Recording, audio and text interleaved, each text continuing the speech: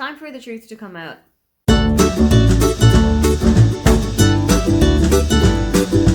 Hi, welcome, come on in. My name is Aoife, and today I am taking you through some of my favourite non-fiction books so that you are stacked and ready for when non-fiction November rocks around. Non-fiction November is a really great month because people will try and concentrate a little bit more on reading all different types of non-fiction, be that a self-help book, be that a memoir of a celebrity that they've really admired. I think it is just a really great way to get reading a little bit more out of your comfort zone. I have got a couple of suggestions for you. I don't necessarily have one for every single month of November, but I have combed through my shelf pretty well to figure out some of the best books for you. First up is You Deserve Go Gelato by Casey Rose. Casey is a TikTok superstar. She grew up in the US, but she's been living in Italy for the last 6 or so years, and she's just recently gotten engaged to her fiance. She takes us through some of the culture shocks that she would have gone through when she had first come to Italy, when she first met Dario and got to know his family, the language barrier that was there because her Italian wasn't great at the time and their English wasn't fantastic. So having to communicate with people when you have got that language barrier kind of putting you off. It also shows you what the day-to-day things are like when you have that little hurdle of not being able to speak the language. Like if you're going to the supermarket and you pick up turkey instead of chicken, or if you're going to the doctors but you can't actually tell them what's wrong with you because you just don't have the vocabulary for it. It's something that, obviously, I have also gone through myself, so I found this to be such a validating read. A Heart That Works by Rob Delaney is absolutely heartbreaking. It tells the story of Henry, Rob's 2-year-old child who died of cancer about 4 years ago. It goes through Henry's entire journey, from noticing that there may have been something wrong, to his diagnosis, to the treatment, and to Henry's eventual passing. It also talks about the impact that this would have had on Rob and his wife and their other 2 children, and the child that they had afterwards, and how this is not a replacement for Henry, this is just another part of their family. It is also a love letter to the NHS in the UK and how they basically kept everybody going when life felt so dark and so bleak and just not a place that you wanted to be. They really just kept Rob, Leah, and their families going. It is definitely a book that you need to go into when you are ready to read it, because it does have quite big trigger warnings of child death and of cancer and of bereavement. So it is one that you really need to be in the mood for, but it is such a phenomenal read. A Year in Eating has just recently come out, but I also think that you should check out Taste by Stanley Tucci. Stanley is one of the best people that we have in the world right now, and he is an unabashed foodie. He absolutely loves going out for dinner with friends or hosting them at his house, and this memoir takes you through Stanley's life in the lens of food. Him being the son of Italian immigrants and growing up in New York, and what their food influences were like in his life. And also all of the food that he would have eaten on movie sets or while he was traveling and doing press tours. I absolutely loved this book. It also has a couple of recipes dotted in here and there, and I've got other cookbooks from Stanley Tucci that I want to check out, but I just know that this one is definitely going to hit the spot when I start cooking them. Another important part of the book is that it goes through Stanley's own journey with cancer. His wife Kate had passed away from cancer in the early 2000s, leaving him with their 2 children, and about 20 or so years later, Stanley was diagnosed with throat and mouth cancer. Obviously, this was a big impact for him, being such a big foodie, as he could no longer taste all of the foods that he wanted to, and his senses were all a little bit out of whack, and also his enjoyment of texture was changed a little bit. All of these things combined with one another meant that his love of food was kind of starting to be taken away from him, and you also read about how he kind of won that back and the struggles that he went to get back there. Another memoir that deals with food is Crying in H Mart by Michelle Zauner. This is about Michelle's childhood growing up as the only Asian American kid in a small town in Oregon, and then going away to LA and living out her dreams as a rock star and as a musician, and feeling that her Korean heritage is kind of ebbing slowly and slowly away from her. When her mother is diagnosed with terminal pancreatic cancer when Michelle is about 25, she tries to bring back a little bit of her Korean heritage, goes back on holiday to Seoul and visits some of her family, and tries to really reconnect with the world that she grew up in. This book is just as heartbreaking as it sounds, but it also will make you pretty hungry, because some of the descriptions of the food that Michelle would have eaten while she was in Seoul visiting her family are truly delicious. Strong Female Character by Fern Brady is about Fern's diagnosis with autism as an adult. When she's looking back at her childhood, she realizes that there are so many things in her life that, having known as a child that she was autistic, would have made so much sense. It also talks about Fern's breakthrough in the world of comedy, about the small jobs that she would have worked here and there while she was starting out, and also about her time as a sex worker. I feel like this is an occupation that is really harshly portrayed by the media, so it was really interesting to read what an actual portrayal of working in the sex industry is like, and that was such an eye-opening experience. I have loved Fern's comedy for such a long time, but I feel like her being on Taskmaster has really opened her up to a brand new audience. So if you have seen Fern on Taskmaster and you want to learn a little bit more about her and find out some more stuff that she's been in, this is definitely a good place to start. Another comedian who has been on Taskmaster is Ed Gamble, and Glutton, his memoir, takes you through his life as a voracious foodie, and I mean his entire life.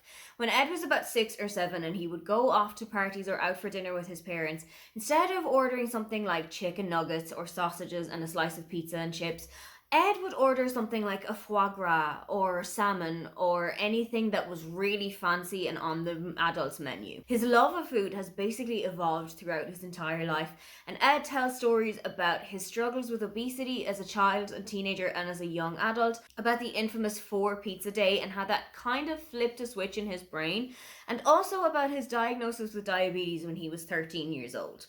It did really put a completely different spin on his life now, because he does have to be a little bit more careful with what he is eating.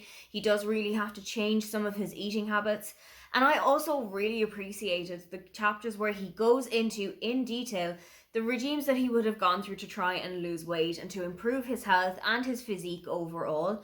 I found that they were so eye-opening and in no way held back how difficult it really can be to go from one size down to another. If you've ever seen clips of the Tony and Ryan podcast on TikTok or on Instagram and thought, Tony seems like the kind of person I'd want to hang out with, then you're in luck. She has also written a book named I Don't Need Therapy and Other Lies I've Told Myself. She realized that unlike the white lies that we all tell ourselves, like, oh, I'm just going to stay in bed for another 5 minutes, or I have just left the house, she was lying to herself at a much bigger scale. She was telling herself that her mental health was completely fine and that everything in her life was completely on balance. It also goes into detail about Tony's grief at the loss of her mother. Tony's mother passed away when she was about 13 years old, and she goes into quite a lot of this book as to how she would react if her mother was still here, the things that she would tell her, the relationships that she imagines that she would have with her mother this day, and I thought that that was such a poignant chapter to read. If you can read books about the pandemic without diving headfirst into pandemic PTSD, then I would definitely recommend A State of Emergency by Richard Chambers. This goes into all of the reporting that there was about the pandemic in Ireland right at the beginning of the pandemic, up until the times that everything was starting to come back to life a little bit. Richard is a journalist with Virgin Media News, one of the big news companies in Ireland, and he really takes a look at all of the things that the government got wrong, all of the things that the government got right, and what it was like for the lay people of Ireland who were just trying to live their day-to-day lives when everything was in such chaos and turmoil. Having spent most, if not all, of the pandemic outside of Ireland, but having so many people that I care and that I love who were in Ireland at the time, this book was such an eye-opening read for me. It really showed me what they were going through, despite having that first-hand recollections from everyone I knew. Actually reading about it on the page made it seem even more the real. For the readers out there, I would absolutely recommend Dear Reader by Kathy Rensenbrick. Like so many of us, Kathy grew up absolutely surrounded by books and by the written word. It shaped who she was as a person, and it also influenced her career because she started out as a bookseller before making her way as a writer. Dear Reader is a love letter to all of the stories that will have shaped who we were as children and brought us through to our adolescence and are still with us today as adults. It also has, after every couple of chapters, a big reading list of all of the books that you can read that have something to do with the topics and themes that will have just been discussed.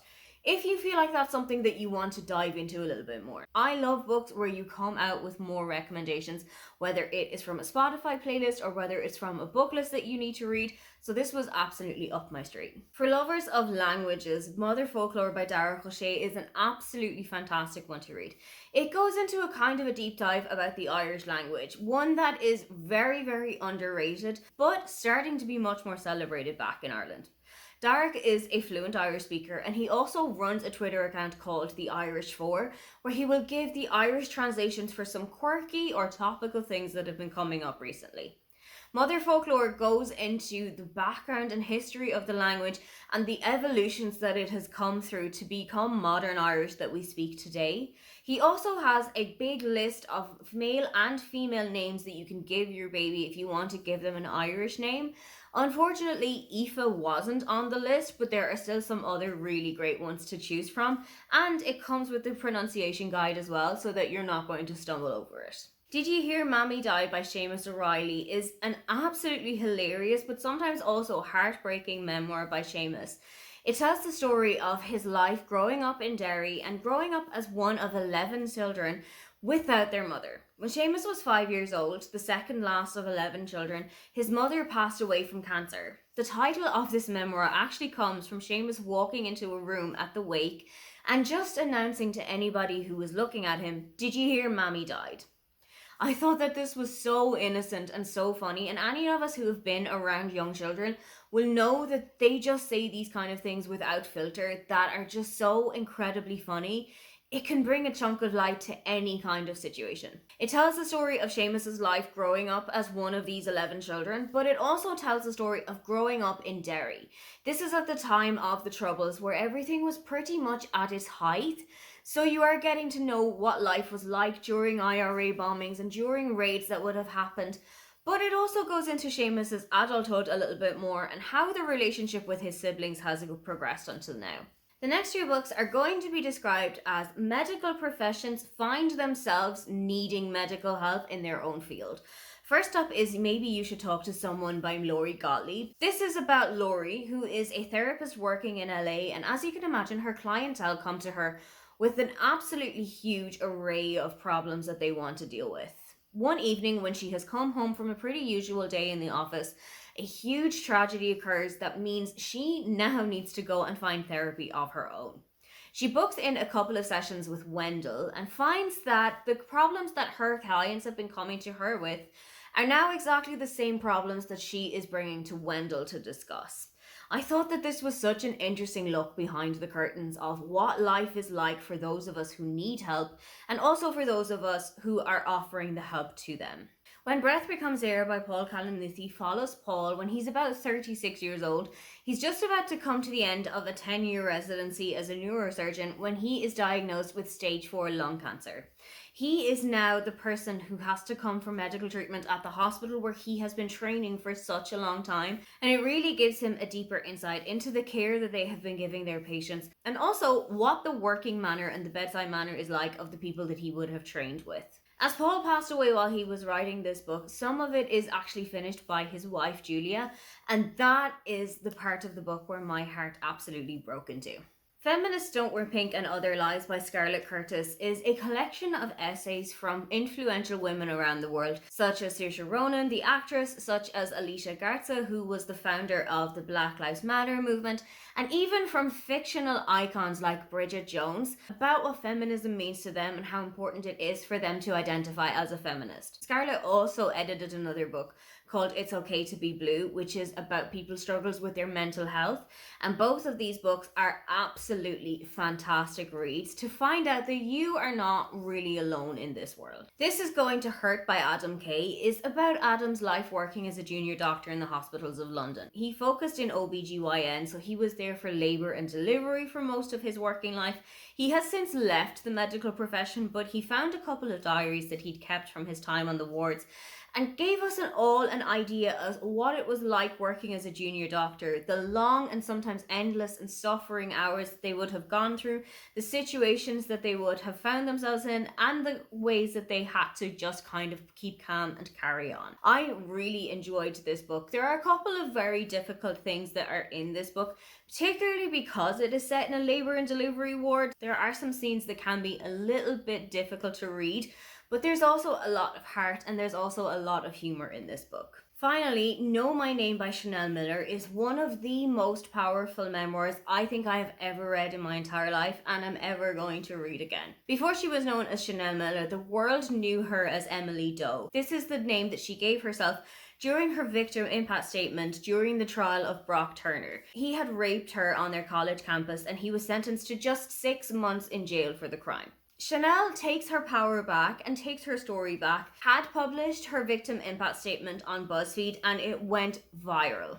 In this book, she tells her story about her life growing up in the US, her application to Stanford University and getting in, and how her life had changed since that fateful night. It is one of the most powerful memoirs I think you are ever going to read, and if there is one nonfiction book that you check out this November, make sure it's this one. Those are all of the nonfiction books that I think you definitely need to check out this year. What is one nonfiction book that you are excited to put on your TBR in the next month? If you would love to leave me a comment but you can't think of anything you'd like to say, then just leave me a pen or a writing emoji. Don't forget to like and subscribe because I have new videos up every week. Now, get on out of here.